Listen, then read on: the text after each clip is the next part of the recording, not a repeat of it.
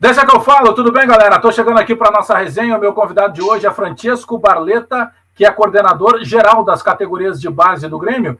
E eu quero começar já falando contigo, Francesco, porque nos últimos anos se usa até um termo, né? A fábrica inesgotável de talentos do Grêmio. Porque teve aí, pegar rapidinho, o Wallace apareceu muito jovem, acabou sendo negociado. Arthur apareceu muito jovem, acabou sendo negociado. Jailson apareceu muito jovem, acabou sendo negociado.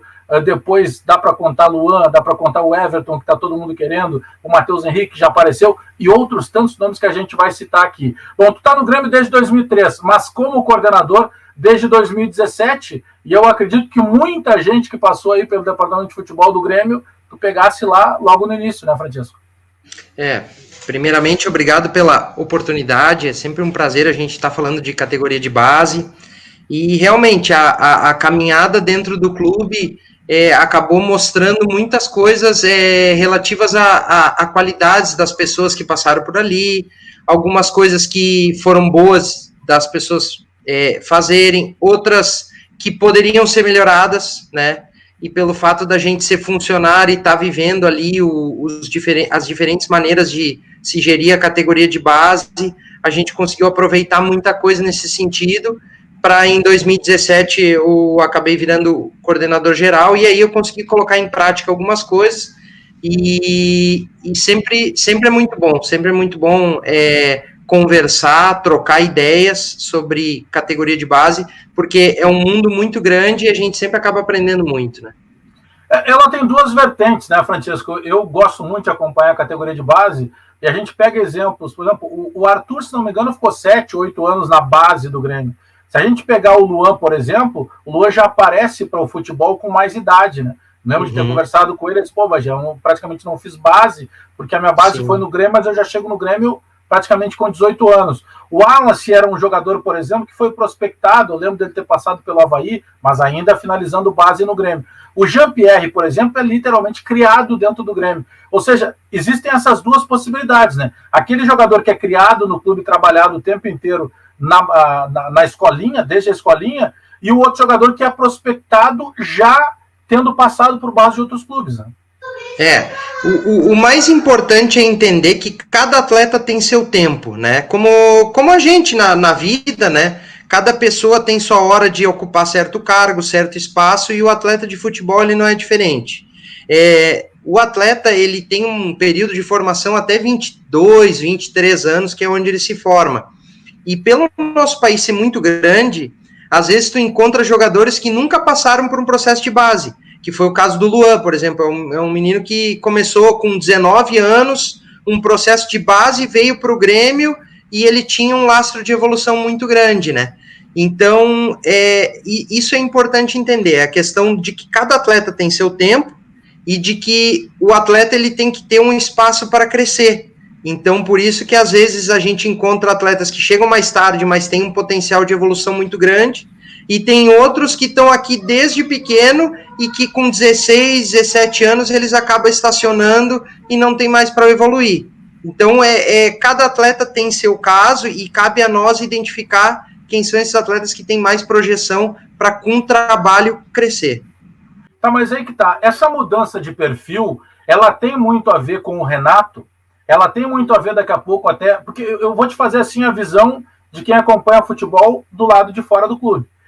O Grêmio que sai do Anderson Moreira para o Filipão, ele muda.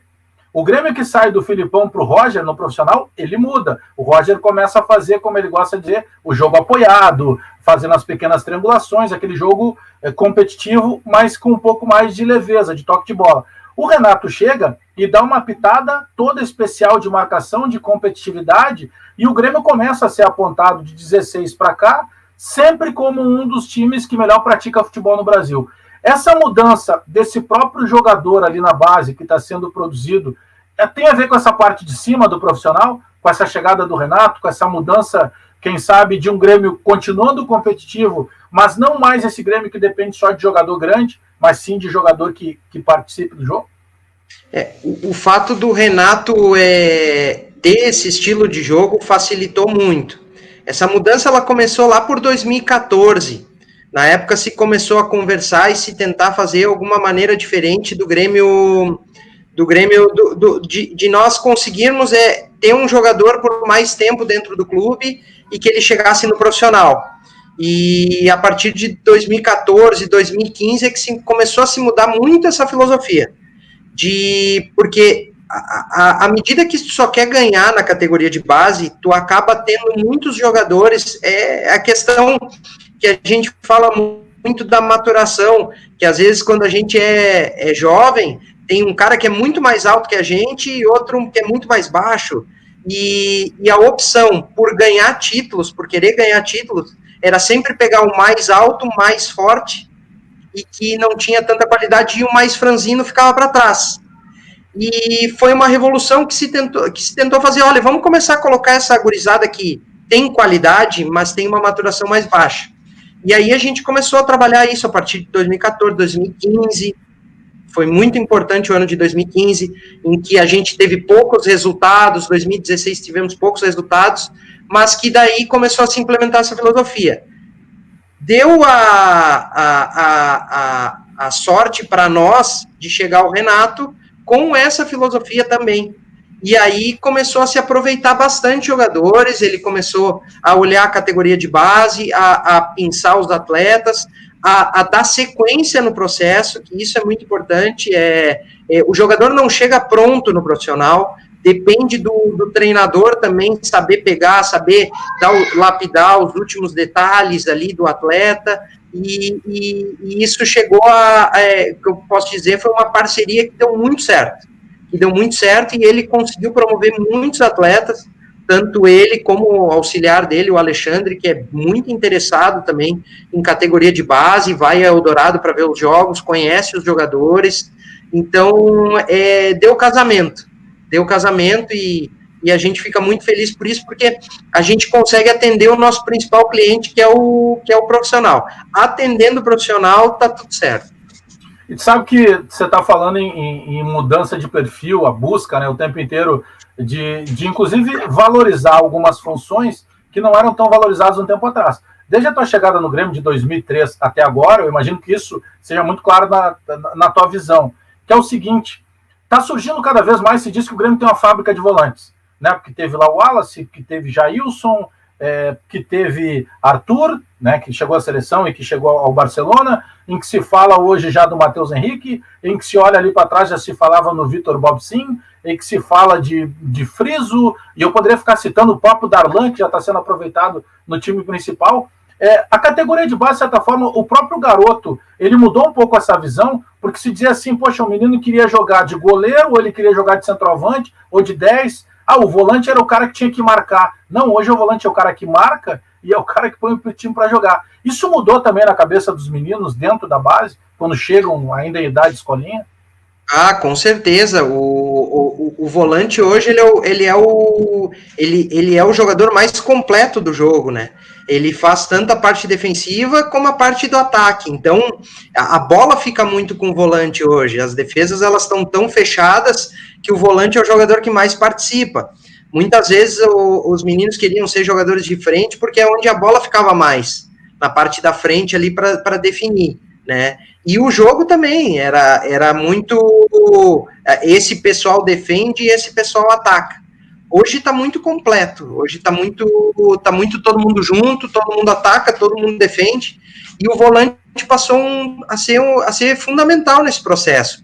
Eu acho que o volante sempre foi fundamental dentro do processo do futebol, né? Sempre foi o jogador surpresa que chegava na área, sempre foi o jogador que dava sustentação para os outros jogar, só que hoje ele ganhou um atrativo maior, que é o jogador que tem a bola, né? E a gente sempre procura pegar os meias de característica e trazer um pouco mais para trás para eles terem a qualidade, porque eles enxergam o jogo de frente com mais facilidade. Então a gente até brinca entre nós que se o Pelé viesse para o Grêmio, ele ia ser o melhor 5 da história do futebol mundial, porque porque a gente costuma pegar os meias, trazer para trás para eles ter jogo, para ter a condição de armar o jogo de trás, e ali, na meia, tentar dar oportunidade para outros jogadores também. Sabe que eu tenho essa visão com um jogador que eu vejo jogar há muito tempo no Grêmio, que é o Jean-Pierre. Eu costumo brincar que o Jean-Pierre é o Pogba brasileiro. Eu vejo o Jean-Pierre jogando como um segundo homem, cabeça erguida, aquele passe de profundidade que ele tem. Eu lembro do ano passado, um jogo do Grêmio com o Fortaleza em Caxias, e o jogo estava complicado, e aí ele toma uma bola lá no meio de campo, e ele faz um lançamento de, sei lá, 20, 25 metros, e o PP entra e faz o gol, e ali dá a vitória para o Grêmio. E ele ali era a qualidade do marcador, do cara que tem o espaço da recomposição, mas claro que a gente está falando de jogadores com qualidade acima da média, né, que conseguem absorver várias funções, mas eu vejo, sabe, o Jean-Pierre, exatamente nesse desenho que acabou de citar, o Pelé seria um 5 maravilhoso nesse estilo de volante do Grêmio, e eu vejo o Jean-Pierre assim, sabe, porque eu acho que mudou essa visão que se tinha desse volante, né, o Sim. volante é o cara que propõe jogo. E o Jean aqui sempre foi volante na categoria de base. Até porque uma das ideias também em colocar ele de volante aqui é porque ele tinha que ser estimulado a marcar um pouco mais, né? E isso a gente procura sempre dosar entre os atletas. Quando um atleta precisa um pouquinho mais de alguma outra característica, eu vou dar um exemplo do Darlan. O Darlan, no último ano de júnior dele aqui, a gente acabou empurrando ele para meia, para camisa 10. Por quê? Porque a gente sabia que dependeria muito a função do volante. Às vezes vai ter um treinador do profissional, que não é o caso do Renato, mas que gosta de jogadores altos. Então a gente queria dar um outro recurso, um outro repertório para o Darlan. Então a gente resolveu botar ele um pouco mais na frente para ver se ele pegava algumas coisas da meia. E o Jean a gente sempre trouxe para trás para exigir um pouquinho mais dele, em termos de marcação, em termos de recomposição, porque na meia era muito cômodo dele jogar. E ele, na formação inteira, ele jogou como um segundo volante e sempre foi bem, sempre se destacou ali. Mudou um pouco a maneira de pensar. A gente sabe que a rivalidade de Grenal é muito grande, né? Tanto que vai num Grenal, por exemplo, de categoria de base, e não tem público, tem, os pais estão lá torcendo, estão lá cobrando, estão com o mesmo vigor quase que no profissional. E essa pressão chega muito ao treinador de base, né? Que daqui a pouco os caras perdem um Grenal, principalmente se ele perde uma final, se ele perde em casa, se ele é goleado, daqui a pouco ele também corre o risco de perder o emprego dele. E aí sempre se perguntou isso, o que importa mais na base? Formar o jogador que vai dar substância para o time profissional, ou daqui a pouco transformar esse jogador em campeão na base? Como é que se faz essa equação de se pesar isso? O que a gente fala para os nossos treinadores é que eles, primeiro, respeitem a característica dos atletas, porque a gente está formando atletas e está mostrando atletas. Então, é muito ruim quando tu coloca ele numa outra função onde ele não está acostumado a fazer, e naquele dia vai o auxiliar do profissional ver um jogo, e ele está no lugar errado, onde não é a característica dele, e isso acaba prejudicando o menino.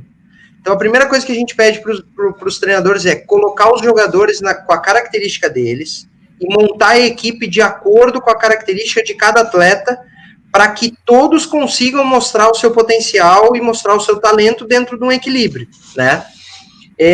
A gente sempre procura falar para eles ter tranquilidade quanto a resultado, mas que procurem colocar sempre os melhores jogadores. Eu vou dar um exemplo, a gente tinha um time júnior uma vez que o nosso meio-campo era o Rodrigo Anchieta, o Patrick e o Jean-Pierre. Então, marcação não tinha, né, muito assim, a característica da marcação, mas eram 3 jogadores que jogavam muito, e a gente tinha que explorar isso aí, nem que com essa falta de equilíbrio nos custasse a vitória, mas pelo menos nós teríamos todos os jogadores dentro das características, dentro das qualidades, dentro do mesmo sistema, e é isso que vale. A formação, ela é isso, ela é muito mais tu valorizar o jogador do que propriamente valorizar uma vitória, porque nem sempre o jogador que ganha vai ser o jogador que vai subir, né? O Arthur, o Everton,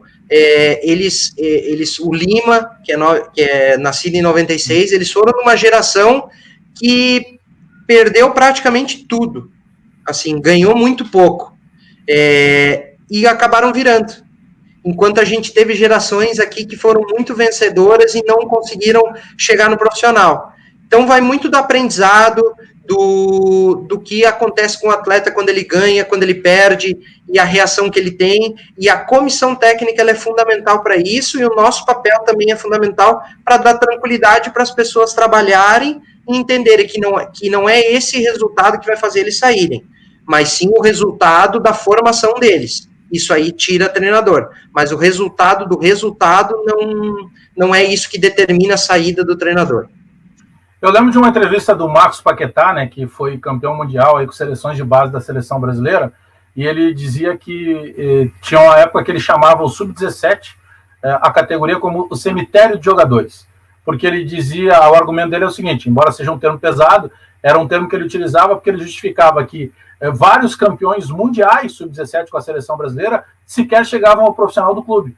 E aí até teve um levantamento da CBF que de todos os campeões mundiais Sub-17, mais de 70 jogadores, se pegasse total, tem 2 que conseguiram disputar Copa do Mundo pela seleção principal, que foi Adriano Imperador e o Ronaldinho Gaúcho. E desses 2, um conseguiu ser campeão com a seleção principal, que era o Ronaldinho Gaúcho. Então, por isso que ele falava da questão do cemitério de jogadores. Muito jogador que tem um destaque violento na base, por vezes ele não chega nesse profissional. Isso também é uma realidade ainda do futebol, né? Muito. É por causa da questão da questão maturacional. Às vezes não, quase sempre, o menino que tá despontando na Sub-17, se tu não cuidar, esse que está despontando é o que tem menos margem de evolução. Ele já cresceu tudo que tem para crescer. Enquanto, às vezes, o reserva... Eu vou dar um exemplo do Patrick. O Patrick foi esse exemplo. O Patrick foi um erro de formação nosso. Isso eu me incluo porque eu estou há tempo aqui. O Patrick, ele era um menino franzino, com 10, 11, 12 anos. Todo mundo sabia que ia jogar, mas ninguém botava ele para jogar. Nós começamos a colocar o Patrick para jogar com 17 anos. Então ele chegou, hoje, na idade do Patrick, tinha meninos que hoje nem jogam mais futebol, que jogaram muito mais vezes na categoria de base que ele. Então isso acontece muito, e isso que o clube tem que cuidar. Onde é que está o menino de talento para que esse menino sempre jogue? Que foi o caso do Pedro agora. O Pedro, ele joga desde os 12 anos e a gente não tira. Tanto é que ele jogou uma Taça São Paulo, com condições físicas que todo mundo vê que ele é menos desenvolvido, mas ele jogou a Taça São Paulo inteira, porque a gente acredita no Pedro, e a gente coloca e estimula ele. Então, às vezes, acontece isso direto. O menino da Sub-17, ele é o melhor, ele é o que desponta, mas, ao mesmo tempo, é o menino que não tem mais projeção. E, às vezes, o menino que é reserva, ele começa a crescer nessa reta final e acaba virando um atleta de alto nível. Sabe que, olhando para a categoria de base, até porque o meu irmão, que é técnico de futebol, o Ronaldo Rangel, o Bagé, ele começou a trabalhar, como todo o profissional, como tu mesmo, trabalhando lá na categoria de base. E, por exemplo, avaliando algumas situações, a gente pegava o que era feito na Alemanha, na Holanda, no próprio Estados Unidos, na Inglaterra, o cuidado que se tinha com a categoria de base para que o menino daqui a pouco pudesse treinar numa goleira, por exemplo, numa goleira que fosse proporcional à idade dele, uma bola que fosse proporcional à idade dele, as marcações do campo. A gente sabe que isso hoje no Brasil também acontece.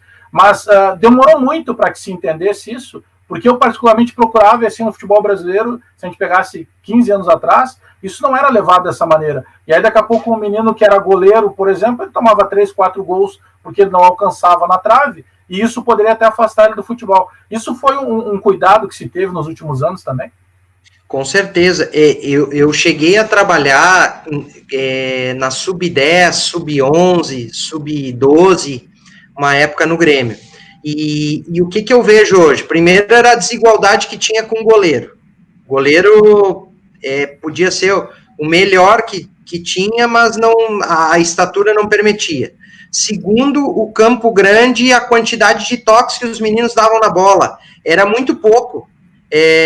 Pelo campo ser grande, às vezes tinha meninos que passavam um primeiro tempo, um segundo tempo, sem tocar na bola. E outro ponto é que para ganhar jogos, tu acabava preferindo jogadores de mais força, porque eles tinham força para bater na bola e conseguir encobrir o goleiro. Isso aí nós estamos falando de 14, 15 anos atrás, né? E esses meninos eram mais valorizados. e eram os meninos que não tinham a continuidade dentro do clube por causa da questão da projeção. Então, até isso é importante, a questão da adaptação do espaço, a adaptação das medidas, para que sempre a qualidade ela prevaleça a força. Esse é o ponto da categoria de base. A qualidade dos atletas tem que sempre prevalecer a força. Então, tu sempre tem que criar ambiente para que essa frase ela seja característica. Os meninos de qualidade, eles têm que sempre estar mais com a bola, jogando, que possibilitem fazer mais ações, que o goleiro possibilite fazer mais ações de uma defesa no ângulo, de uma saída de gol.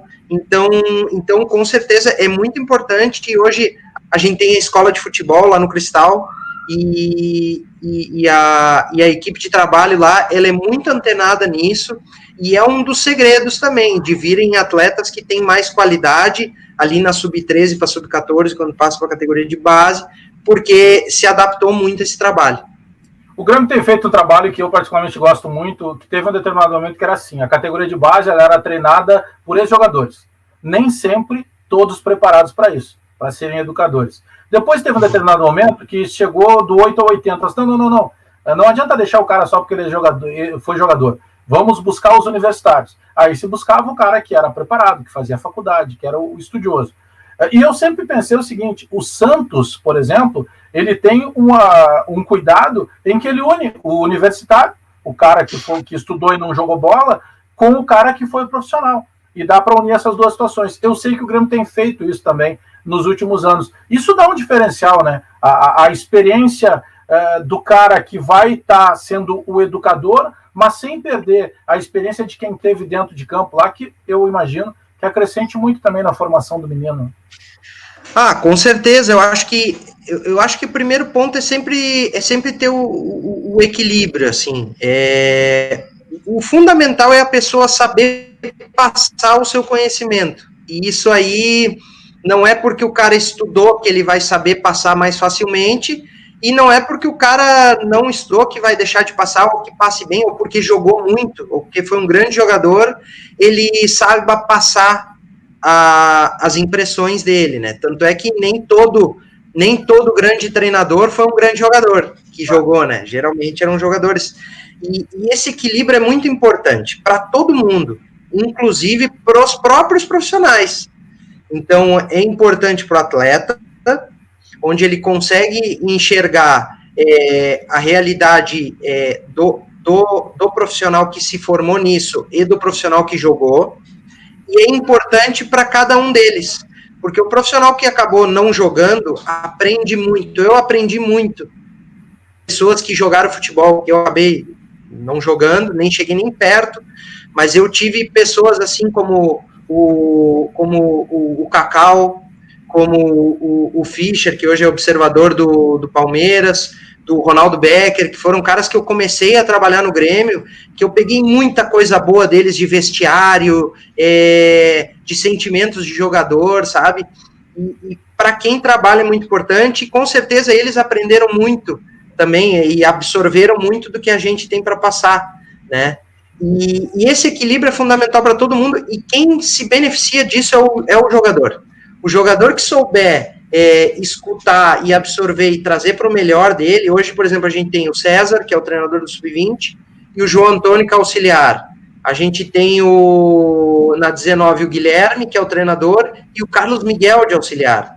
No nosso lapidar, a gente tem o Anchieta, que sabe tudo de zagueiro, de posicionamento, de como se aborda, questão de bola aérea. Então, eu tenho o Chico, que é treinador de goleiro, que fica ali na Sub-17, então ele acaba passando muito aquele sentimento do goleiro.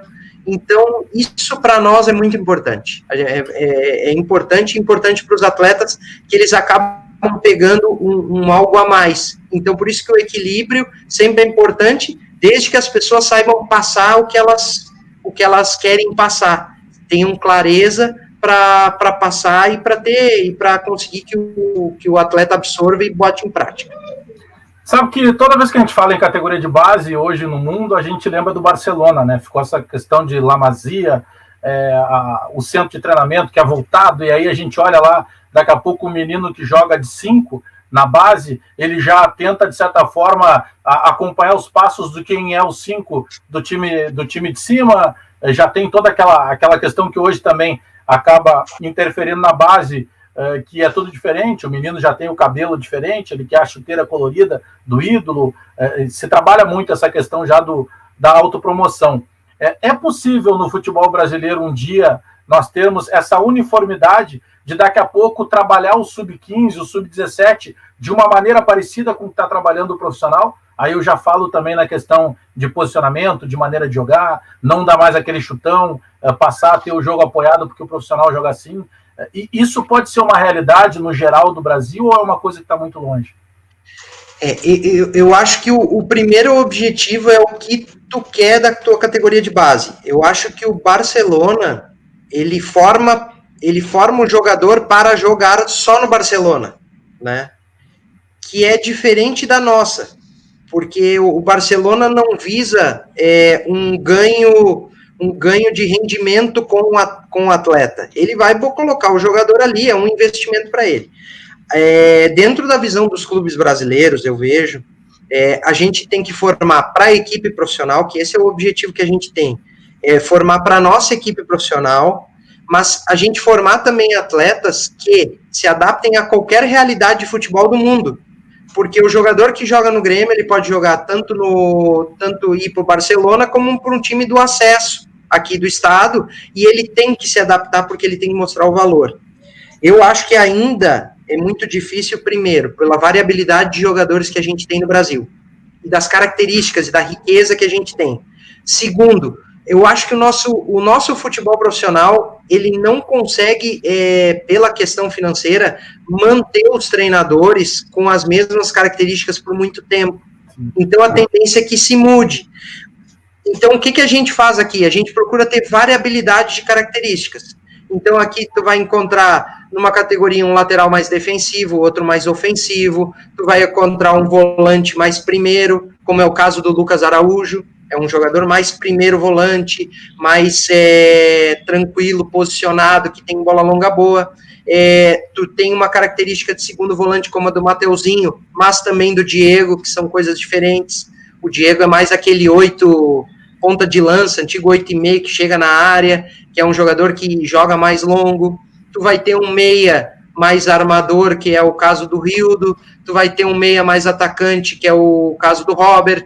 Enfim, a gente procura ter essa variabilidade até para atender o profissional, para quando o profissional precisar dessa característica, a gente ter à disposição. Então, eu acho que vai depender muito da característica do clube, e do que clube que é da categoria de base.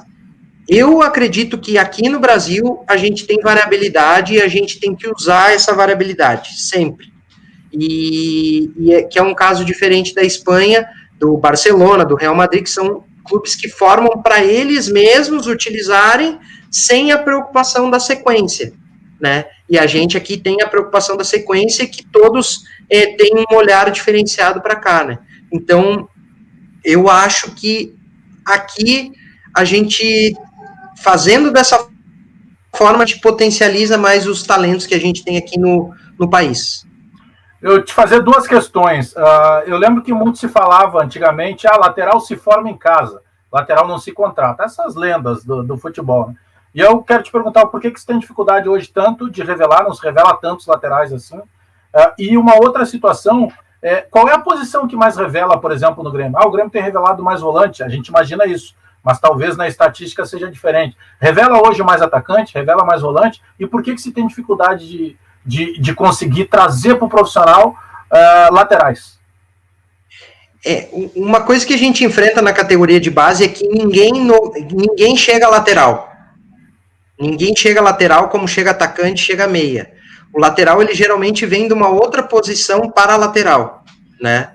Então, geralmente, ele é um volante, ele é um meia, ele é um atacante que tem uma dificuldade de finalização, mas tem potencial para jogar de lateral, né? Então, situações que a gente procura identificar e trazer, né?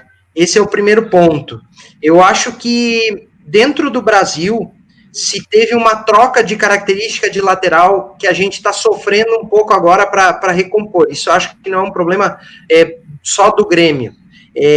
Com a parte de europeização do futebol, se procurou fazer muito laterais que compõem linha, que é completamente diferente da característica do futebol brasileiro. Se tu pegar para trás, Leandro, Jorginho, Branco, Júnior, Leonardo, todos jogadores que tinham facilidade de jogar por dentro, de jogar por fora, era uma característica do futebol brasileiro. E eu acho que a formação se apegou muito nisso, não só do Grêmio, mas de todo o futebol brasileiro. A tendência é que agora volte uma formação muito grande de laterais, né?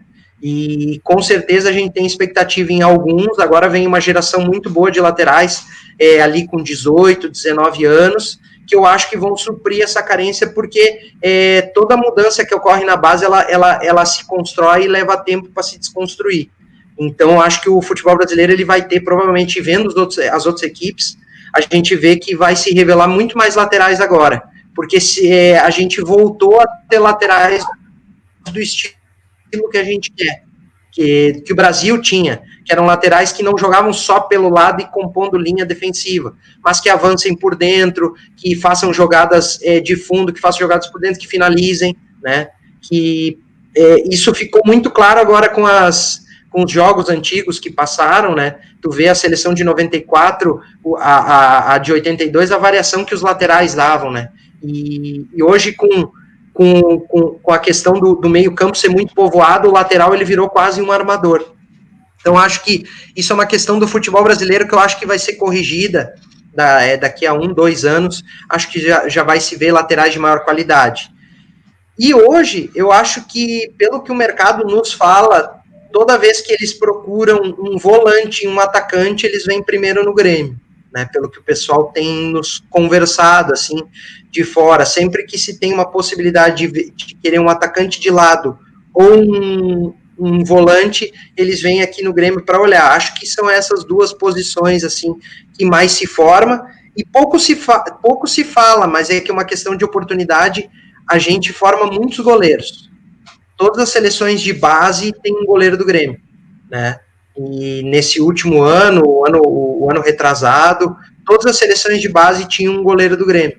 E às vezes por uma questão de só poder jogar um e de experiência, enfim, às vezes não se tem tanta oportunidade, mas os goleiros eu vejo que é uma área que é muito bem servida também. Para a gente caminhar o encerramento, o torcedor do Grêmio pode ficar tranquilo, tem muita fera saindo aí dessa fábrica de talentos da base do Grêmio? A gente espera que sim. A gente espera que sim. A gente tem já o nosso mapa, né? Que a gente fala a linha de produção que a gente fala, né? Então a gente já tem bem mapeado quem são os atletas, onde são as lacunas para a nossa captação buscar, né? E a gente espera que quando eles cheguem no profissional, eles consigam se adaptar bem, entender o novo contexto, porque é completamente diferente, e que no campo consigam mostrar todo o trabalho deles, né, e que consigam agradar a torcida. A gente brinca aqui que o nosso maior resultado é quando a torcida coloca lá nas redes sociais o quanto os jogadores são bons e o quanto eles têm expectativa dos jogadores. Acho que esse é o nosso trabalho. O futebol é para torcedor, né? E eu acho que toda vez que o torcedor se identifica com os atletas da categoria de base, é muito gratificante para nós e a gente espera sempre estar atendendo essa expectativa. Olha que tem muito nome que a gente nem citou. A gente não falou do Lucas Leiva, a gente não falou do Carlos Eduardo, a gente não falou do Douglas Costa, que qualquer lugar do mundo, ele só joga com o Cristiano Ronaldo hoje.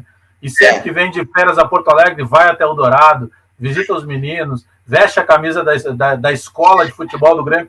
Teria muitos nomes ainda aqui, passou muita gente, né? Se a gente pegar só esse teu processo aí de 2003 para cá, né? O Rafael Carioca. Rafael Carioca saiu daqui, e mais outros... Marcelo Groy, e mais outros tantos que saíram daqui, né, que tiveram início na categoria de base,